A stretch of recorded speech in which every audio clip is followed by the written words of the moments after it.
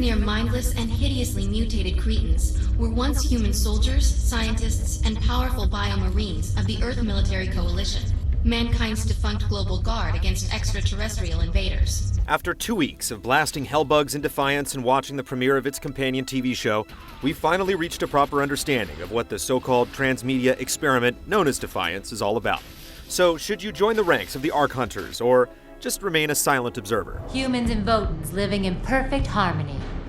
What a bunch of stucco. As with any new sci-fi setting, there's a lot of lore to digest in Defiance. The short version is that alien refugees showed up looking for a new home on Earth. War broke out, and society is now trying to rebuild in the aftermath. While the show's premiere is based in St. Louis, the game is set in the San Francisco Bay Area, and as an Ark Hunter, it's your job to help a corporate egghead salvage powerful technology from the ruins of ships fallen from orbit. You two, let's go!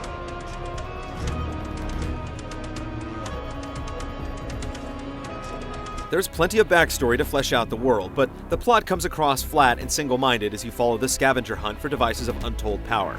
And with such emphasis placed on their value, it's a bit comical to see characters handle the items so casually.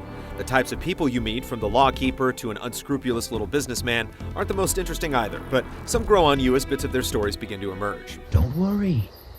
I trust that guy about as much as I'd trust a hellbug with a baby. While Defiance comes from MMO DNA, you can approach it as you would any open-world shooter. There's no subscription fee, and it's easy to forget about the microtransaction shop altogether.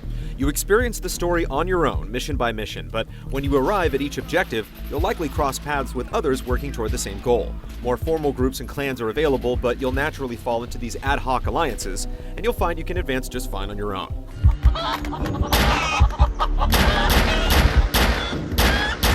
Gameplay is about straightforward action mechanics, shooting weak points, tossing grenades, and rolling away in the nick of time.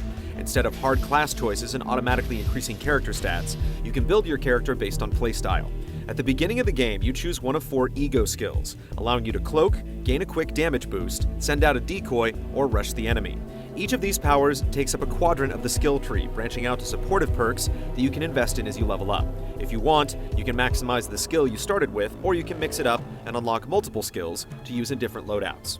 So, shall we shoot some things and save your boss? In similar fashion, stats and mods dictate your weapon's effectiveness, and spending time with a certain class of weapon grants you additional boosts for those particular guns. There are over a dozen weapon types, including multiple variations of shotguns and sniper rifles, as well as more exotic tools like infectors, which inject enemies with rapidly growing eggs that burst to kill their host and launch newborn bugs and additional victims. At times, you'll also come across powerful limited-use weapons, letting you pulverize enemies with an augmented punch or grind them up with a minigun. As in Borderlands, many weapons are bestowed with fire, electricity, and other effects, but there's not much clarity regarding the advantages of each element. Slowing down raiders with a bio-grenade's goo makes sense, but why choose a gun with fire over one with radiation? Unbelievable! Another issue is that there's not much sense of character growth in terms of damage and defense. Even though dropped loot is rated according to your current level, the stats usually aren't much better than guns you've had for a while. The biggest sense of progression comes from your expanding inventory, as experience grants you additional loadouts, pack space, and more slots for perks. The early going is dragged down by a constant need to dump goods you picked up, but eventually you'll be able to hold on to a lot more weird and exotic weaponry. Usually I would say let's get it for ourselves and sell it for crazy piles of cha-cha. With a vast stretch of territory to explore, you'll be grateful for the vehicles and fast travel. Sometimes, starting a quest can be a bit of a nuisance as you arrive at a quest marker just to be sent to another objective marker several hundred meters away. Quests can sometimes end a bit oddly as well, spawning tough enemies after you've completed your goals without giving you any reason to stick around. And if you get overwhelmed, there are times when these opponents will just be gone when you respawn. These types of oddities, along with irritating bugs, such as music getting stuck in a loop,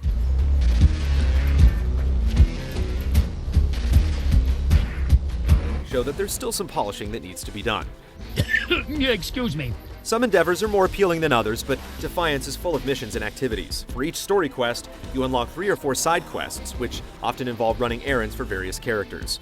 There are ranked challenges to race vehicles through the time trial courses, or blast through swarms of enemies with some of the game's most powerful weapons. And checklists of pursuits and contracts provide numerous achievement-style goals. Plus, as you travel, you'll frequently come across randomly generated emergencies, which tend to involve rescuing your group of civilians or clearing raider roadblocks. If it wasn't for the core, I most definitely would have told you to kiss my sweet ass.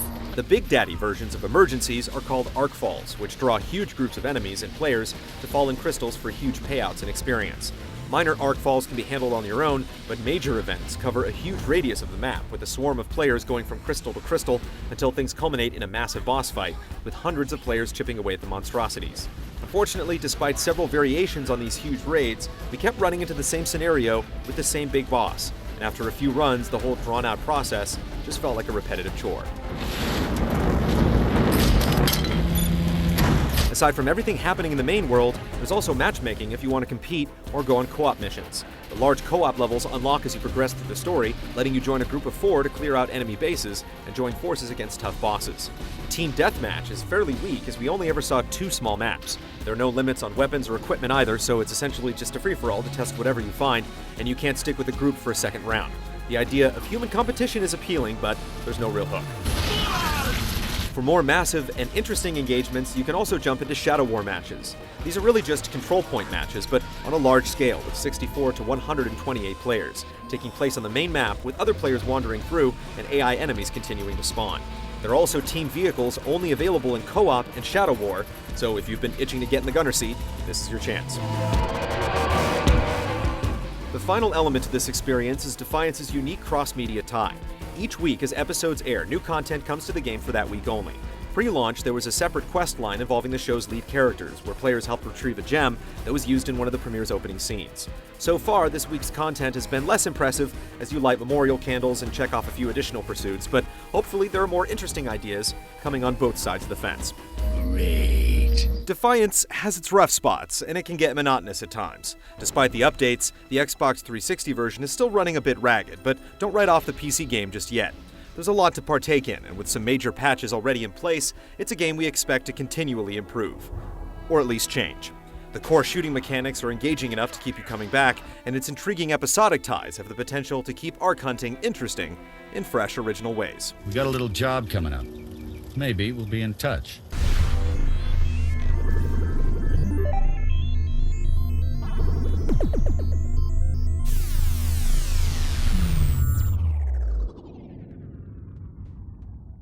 See all of our shows and game reviews now on the brand new GT app on Xbox Live, and the GT Originals iOS app too.